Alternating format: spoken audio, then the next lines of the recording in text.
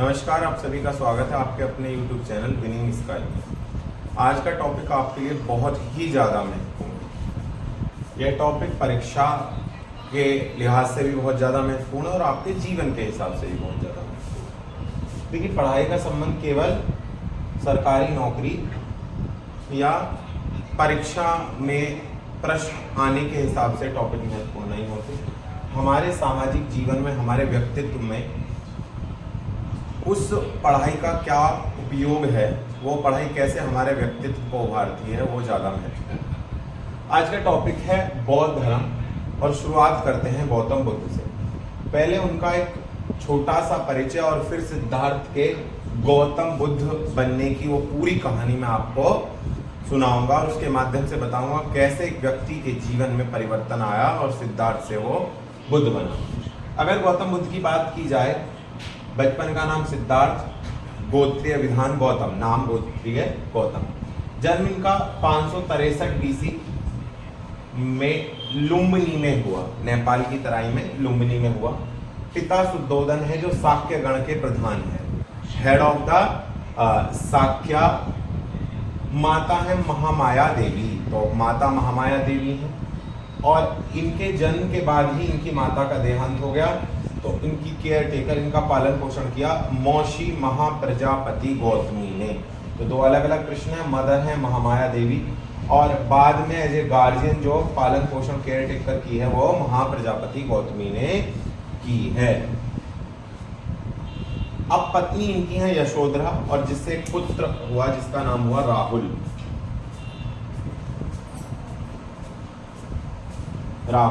मृत्यु 483 BC मल्लों की राजधानी कुशीनगर और मल्लों की राजधानी के एक भाग पावापुरी में महावीर स्वामी को निर्वाण की प्राप्ति हुई, उनका शरीर का परित्याग हुआ। तो मल्लों की राजधानी बहुत पवित्र हो जाती है। दो इतिहास के महापुरुषों ने यहाँ अपना शरीर त्यागा। ये बेसिक इंफॉर्मेशन है जहां से एक दो प्रश्न यहां से भी बन सकते हैं। अब इनकी जीवन यात्रा के बारे में जान लेते हैं कि कैसे एक साधारण बालक सिद्धार्थ से बुद्ध बन जाता है और वो उस बुद्ध बनने की यात्रा ही बहुत ज्यादा महत्वपूर्ण है। हिस्ट्री जो सब्जेक्ट है वो केवल रटने का नहीं है। हिस्ट्री इंटरेस्टिंग, उससे ज्यादा इंटरेस्टिंग सब्जेक्ट कोई नहीं। हिंदी के बाद जो सबसे प्रिय विषय है वो मेरा हिस्ट्री है। तो इतिहास है जानने का, कहानियों का, कथाओं का, और यही कथा कहानी हमें जोड़ती हैं हमारे इतिहास से और सीख देती हैं इतिहास में जो गलतियां हुई हैं उन्हें वर्तमान पीढ़ी ना दोहराए और कैसे हम अपने पूर्वजों से जीवन जीने की कला सीखें, कैसे हम एक सस्टेनेबल डेवलपमेंट सीखें। आज टेम्परेचर जो है 50+ जा रहा है, बुरा हाल है, तो इसका कारण क्या है, इस पर चिंतन मनन किया जाए तो हमारी जीवन शैली है और पुराने लोगों की जीवन शैली कैसे थी और हम क्या सीख सकते हैं। अब बात कर लेते हैं सिद्धार्थ की। शुद्धोधन और महामाया देवी के कोई पुत्र नहीं था। एक रात महामाया देवी ने स्वप्न देखा। ये जो मैं कथा बता रहा हूं ये बौद्ध ग्रंथों से कथा है कि एक हाथी की सूंड में कमल का पुष्प है और उस कमल का पुष्प महारानी की कुक्षी अर्थात गर्भ में चला गया। उसने कमल का फूल छोड़ा है हाथी ने और वो महारानी के गर्भ में गया। फिर कुछ देवता उनको उठाकर महारानी को ले गए बहुत सुंदर जगह पर और एक पारिजात के पेड़ के नीचे उनके पलंग को रख दिया। ये सब प्रसंग एक स्वप्न में देखे। महामाया देवी ने सुबह स्वप्न अपने पति शुद्धोधन को बताया कि हे महाराज, मैंने ऐसे एक स्वप्न देखा है। अब महाराज ने इस स्वप्न के बारे में अपने दरबार में रहने वाले पंडित पुरोहितों से चर्चा की कि इस स्वप्न का अर्थ क्या है। तभी एक ब्राह्मण उनके कालदेव नामक एक ब्राह्मण उनके दरबार में आया। राजा ने प्रणाम किया और ब्राह्मण ने कहा कि आपकी पत्नी महामाया देवी ने एक स्वप्न देखा है। शुद्धोधन चकित थे। शुद्धोधन ने सोचा कि शायद महल से बात बाहर भी करेगी। तो कालदेव ने कहा कि इनके गर्भ में एक शिशु है, पुत्र की प्राप्ति हो। शुद्धोधन बड़े प्रसन्न हुए, लेकिन महाराज या तो ये बच्चा चक्रवर्ती सम्राट बनेगा या ये बच्चा इतना बड़ा सन्यासी बनेगा कि धर्म के चक्र को परिवर्तित कर देगा। अब यहाँ शुद्धोधन थोड़े परेशान हो गए कि अकेली संतान है और राज्य को संभालने की जिम्मेदारी उस पर है, और अगर ये बालक सन्यासी बन गया तो मेरे राज्य का क्या होगा। कालदेव की भविष्यवाणी के अनुसार एक बालक का जन्म हुआ जिसका नाम सिद्धार्थ रखा गया, लेकिन कहीं ना कहीं शुद्धोधन के मन में वो बात खटक रही थी कि ये बालक सन्यासी बनेगा। कालदेव ने ऐसा कहा है, लेकिन मैं इसे सन्यासी बनने नहीं दूंगा। पिता या व्यक्ति अपनी नियति को बदलने के लिए हजार परिवर्तन करता है, नियति बदली भी जाती है, लेकिन जिस बालक का जन्म सृष्टि के उद्धार के लिए हो, जिस बालक का जन्म पीड़ित शोषितों को आश्रय देने के लिए हो, उसकी नियति को आप क्या बदल सकते हैं। आप सौभाग्यशाली हैं कि आपके घर में साक्षात ब्रह्म का जन्म हुआ। इसके बाद ये बच्चा बड़ा होने लगा, और जब बच्चा बड़ा होने लगा तो इसके हाव भाव अन्य बालकों की तरह नहीं थे। बाग में एक जम्बू का वृक्ष था जिसके नीचे ध्यान लगाकर बैठे रहते थे। पिता को लगा कि ये कुछ गुण हैं सन्यास के जो इसके अंदर आ गए। जैसे ही बालक 16 वर्ष का हुआ, 16 वर्ष का होते ही आसपास के राज्यों में सबसे सुंदर राजकुमारी यशोधरा से इनका विवाह कर दिया गया। सब कुछ ठीक चलता रहा, जिससे इन्हें एक पुत्र राहुल भी उत्पन्न हुआ। लेकिन नियति अपना चक्र परिवर्तित करती है, जिसके लिए इस बालक का जन्म हुआ। 16 वर्ष से समय गुजरते गुजरते बहुत आगे पहुंच गया और ये 28 वर्ष के हो गए हैं। और कहा है कि पिता, मैं 28 वर्ष का हो गया हूं और आज तक मैंने अपना नगर, अपनी राजधानी नहीं देखी है, तो मैं चाहता हूं अपनी राजधानी देखूं। देखिए, बचपन से ही सिद्धार्थ महल में रहा, सारे सुख सुविधा, आराम, दास दासियां, सेवक सेविका, सुंदर सुंदर स्त्रियां, सेवा, अनेकों व्यंजन पान करने के लिए, सारी सुख सुविधाओं से परिपूर्ण वातावरण, जहां दुख का लेश मात्र भी नहीं, ऐसा वातावरण अपने पुत्र को दिया। तो बच्चे ने घूमने की इच्छा व्यक्त की, और 28 साल का बालक है जिसे रोका भी नहीं जा सकता, विवाहित है। अब मुनादी करवा दी गई कि राज्य को दुल्हन की तरह सजाओ, राजधानी को, सभी को अच्छे कपड़े दिए गए, बहुत सुंदर वातावरण तैयार किया गया, रूट फिक्स कर दिया गया जैसे नेताओं का होता, सड़कें साफ कर दी गई, सड़क के किनारे युवा सुंदर सुंदर लोग कपड़े पहने पुष्प हाथों में लेकर खड़े थे अपने राजकुमार का स्वागत करने के लिए। साथ साथ एक क्यूरोसिटी मन में थी कि हमने आज तक अपने राजकुमार को नहीं देखा है। अब राजकुमार का रथवान चलना है, रथ से महाराज सिद्धार्थ जा रहे हैं राजकुमार, और जय जयकार हो रही है। तभी बुजुर्ग महिला बुढ़िया जो अपने झोपड़ी में थी, उसने सोचा कि मरने से पहले क्यों ना अपने राजकुमार का मुंह देख। झुकी कमर से बुढ़िया अपने घर से निकली और आगे भीड़ सुंदर सुंदर कपड़े पहने खड़ी थी, बुढ़िया पीछे खड़ी हो गई। सिद्धार्थ की नजर, कहते हैं ना कि अगर श्वेत के बीच में एक धब्बा काला हो तो हमारी दृष्टि श्वेत पे नहीं काले पर जाती है, डायवर्सिटी। सिद्धार्थ ने देखा कि सब सुंदर है और बुढ़िया कमर झुकी हुई है, खाल ऐसे सिकुड़ी हुई है फेस। तो चन्ना से पूछा ये कौन है और इसकी ये दशा कैसे, सब इतने सुंदर। चन्ना ने कहा ये बुढ़िया है, बुजुर्ग है। सिद्धार्थ ने प्रश्न किया है बुजुर्ग क्या होते हैं। उन्होंने कहा जीवन चक्र है, आप अभी युवा हैं, उसके बाद बुजुर्ग हो जाए। तो बोले क्या माँ पिताजी बुजुर्ग? हाँ। क्या मेरी पत्नी यशोधरा जो इतनी सुंदर है वो भी बुजुर्ग हो जाए? हाँ। अब सिद्धार्थ की एक बात समझ में आ गई कि जो बॉडी है, ये सभी शरीर जो है हमारा, वो हमेशा ऐसा नहीं रहे। फिर दोबारा घूमने गए, इस बार एक बीमार व्यक्ति को देखा, लोग उससे दूर भाग रहे थे, उसे अपनी गोदी में उठाकर सर रख लिया। लोग कह रहे से बीमारी लगी है, चेचक है, आपको फैल जाए, ये बीमारी क्या होती है? चन्ना से प्रश्न करते, और चन्ना गुरु के रूप में भूमिका निभा रहे हैं एक ऐसे युवराज की जिसे सामाजिकता से जानबूझकर परिचित नहीं कराया। जब तीसरी बार धर्म पर पहुंचे तो एक शव यात्रा जा रही थी राजधानी से। बोले ये लोग कहाँ जा रहे हैं, इसके पीछे चलो। उसके पीछे गए, वो शमशान भूमि में गए और उस शव को लकड़ी पर रखकर उसका दाह संस्कार कर दिया। सिद्धार्थ जोर से चलाइए, इसको क्यों जला रहे हैं? उन्होंने कहा कि ये मर गया है राजकुमार। अब एक प्रश्न जो कौन गया मन में कि ये मृत्यु क्या होती है? चन्ना ने कहा, इस धरती पर जिसका जन्म हुआ है उसे मरना पड़ेगा, ये इस सृष्टि का नियम। सिद्धार्थ को रात में नींद नहीं आई और अगले दिन बोले कि मुझे अब नगर से दूर जंगलों की ओर ले चलो, मैं प्रकृति का दर्शन करना चाहता हूँ, वहां घूमना चाहता हूँ। चन्ना सिद्धार्थ को ले गया। वहां एक सन्यासी शांत मुद्रा में ध्यान में बैठा हुआ, शरीर पर एक अलग तेज है और केवल एक लंगोटी है, बदन पर कोई कपड़ा नहीं। सिद्धार्थ ने सन्यासी को प्रणाम किया और बोले कि आपको यहाँ डर नहीं लगता, भय नहीं लगता है, खाने के लिए कुछ नहीं है, इतने दुख हैं जंगल में, कोई बढ़िया गद्दा नहीं है, दास दासियां हैं। सन्यासी मुस्कुराए और वो सन्यासी कालदेव ही थे और कालदेव ने कहा कि जो तुम्हारे पास है उस होने का ही तो दुख है, मेरे पास कुछ नहीं है इसीलिए मैं सुखी हूं, ना होने का सुख। इस वक्तव्य ने सिद्धार्थ को अंदर से पूरी तरह से हिला दिया। एक दो रात सो नहीं पाए, एक रात उठे। 29 वर्ष की अवस्था है, बधाई है, घर में बच्चे का जन्म हुआ है, पुत्र। किसी ने आकर कहा है आपके पुत्र का जन्म हुआ है, उन्होंने कहा राहुल हुआ है, अर्थात बंधन हुआ है। मध्य रात्रि को उठ खड़े हुए अपने घोड़े से बोले, आज तेरे ऊपर मेरी अंतिम बार मैं तुझे बैठ रहा हूं, अंतिम बार अपनी सेवा का अवसर दे रहा हूं। मन में एक बार ख्याल आया कि क्यों ना जाके यशोधरा और अपने पुत्र राहुल को देख लूं।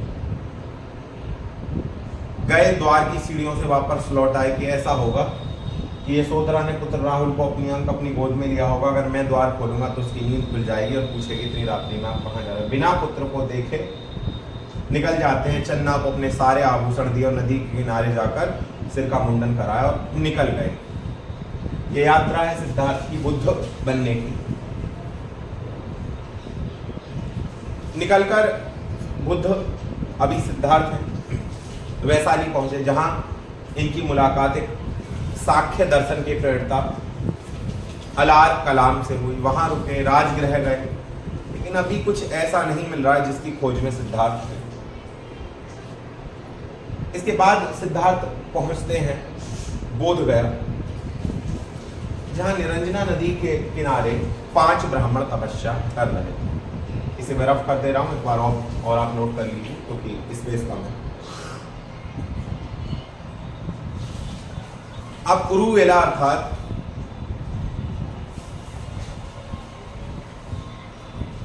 बोधगया, जहां बोधि की प्राप्ति हुई।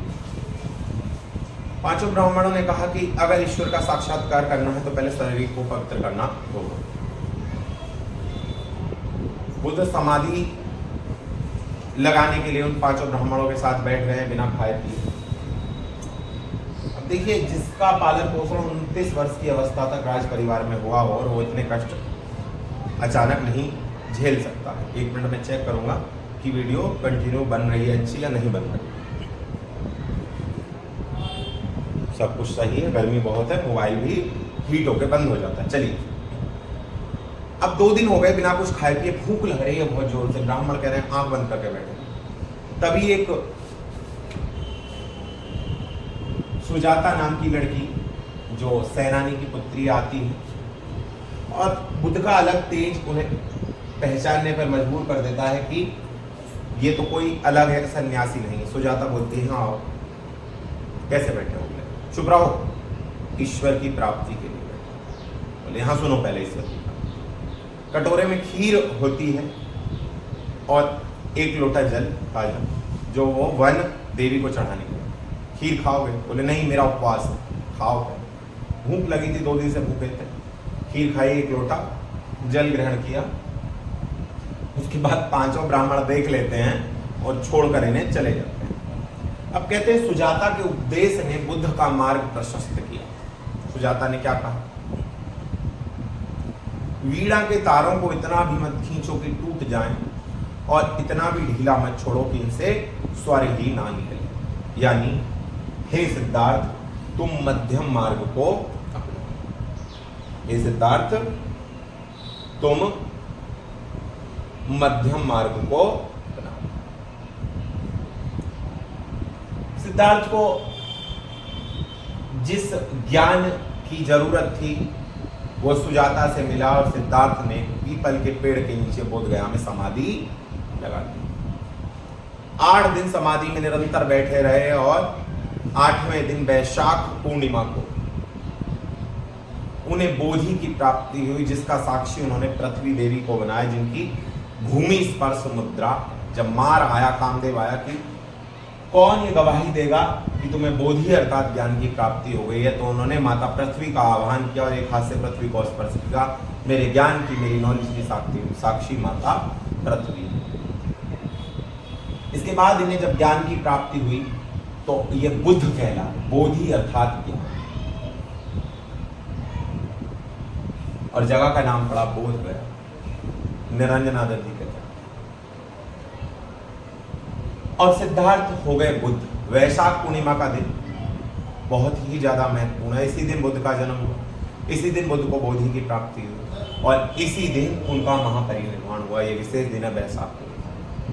इसके बाद 2 सन्यासी या बंजारों, तपस्सुक या भल्लुक बंजारों को लेकर बुद्ध चले और मृगदाव या ऋषिपत्तनम सारनाथ पहुंचे, जहां पर वो 5 ब्राह्मण पहले ही तपस्या कर रहे थे, जो इनका साथ छोड़कर बुद्ध का चले गए। बुद्ध ने कहा कि मुझे बोधि अर्थात ज्ञान की प्राप्ति हो गई। उन्हीं 5 ब्राह्मणों को पहला उपदेश दिया सारनाथ में, और यह घटना धर्म चक्र परिवर्तन कहलाई, धर्म के चक्र का परिवर्तन। इसके बाद बुद्ध बनारस आए, जहां श्रेष्ठी व्यापारी यश की माता और पुत्री को उपदेश दिया। इसके बाद बुद्ध राजगृह पहुंचे, जब बिंबिसार ने इनका स्वागत किया और वेणु वन विहार दान में दिया। चिंता न करिए, स्टोरी कल इसका पूरा मैं अच्छे से दिखाऊंगा, अभी आप कहानी सुन लीजिए, कहानी दिमाग में बहुत अच्छे से बैठ जाती है। इसके बाद श्रावस्ती गए, जहां अनाथ पिंडक इनका एक शिष्य बना, जिसने जैतवन विहार दान में दिया। अब देखिए, इसी साल यूपी पुलिस में क्वेश्चन आया था, नोटबुक में लिखा हुआ, ध्यान दीजिएगा, मैं कहानी भी सुनाई तो लिखा। लिच्छवी की राजधानी जब वैशाली पहुंचे तो वैशाली में आनंद ने विनती की, हे बुद्ध, आप महिलाओं को भी संघ में, महिलाओं को भी धर्म में प्रवेश की अनुमति। बुद्ध ने कहा नहीं।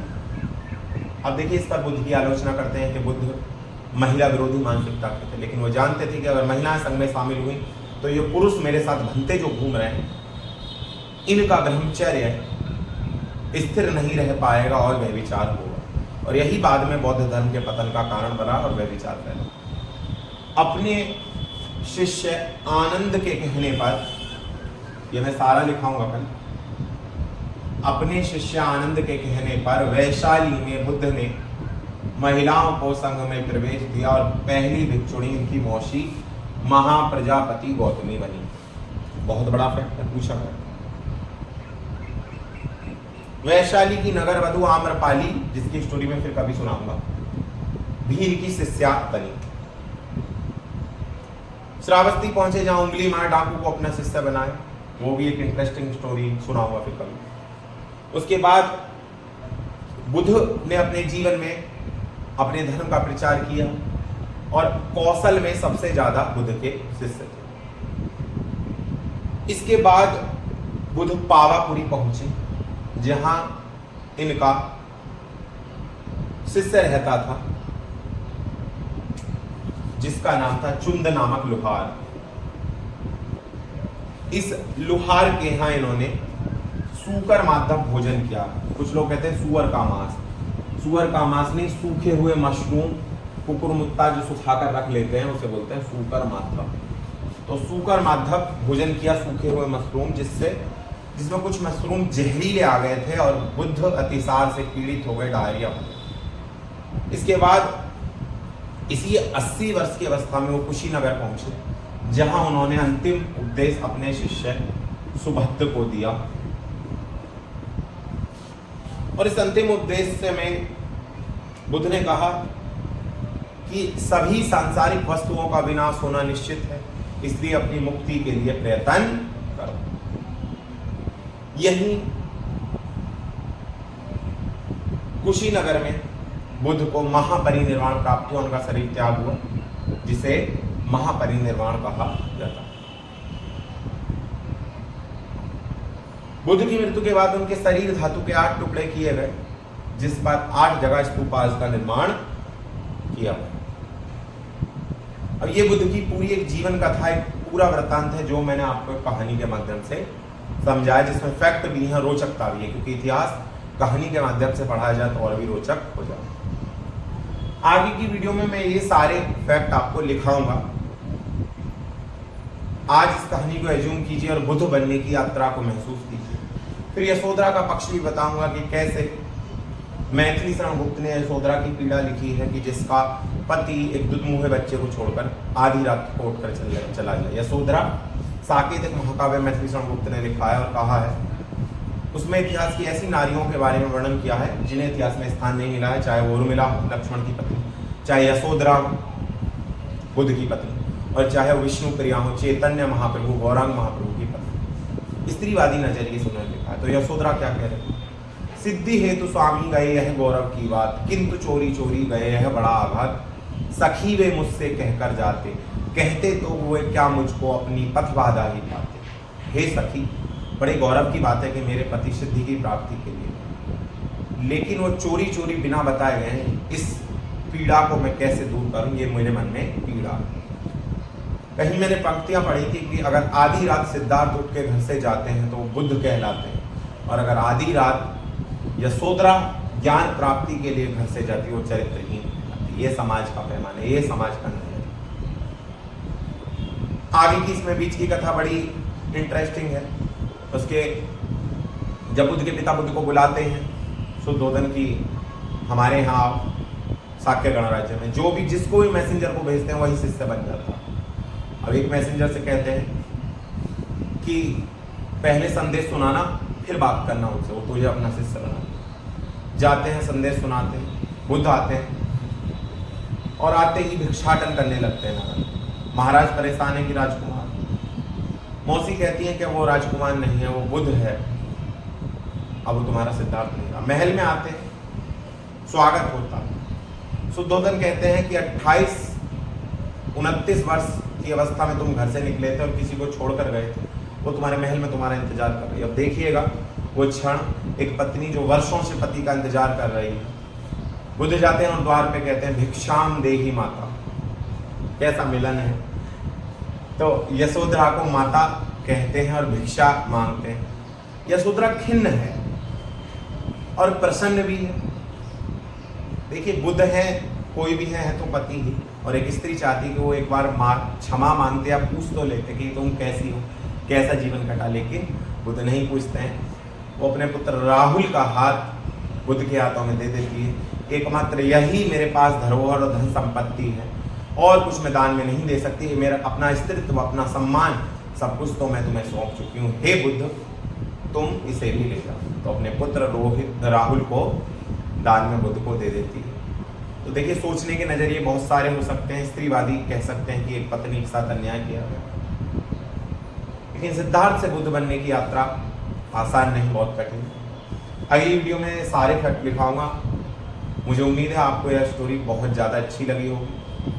अधिक से अधिक वीडियो को बच्चों तक फैलाइए ताकि उनका भी उद्धार हो सके और वो भी अपने लक्ष्य को प्राप्त कर सकें। मिलते हैं अगली वीडियो में इसी पोर्शन के रिटिन के साथ में लिखाऊंगा इस पोर्शन को। तब तक के लिए नमस्कार। ऐसे ही अपना प्यार और विश्वास बनाए रखें, हम अवश्य सफल होंगे, ये निश्चित है। नमस्कार साथियों।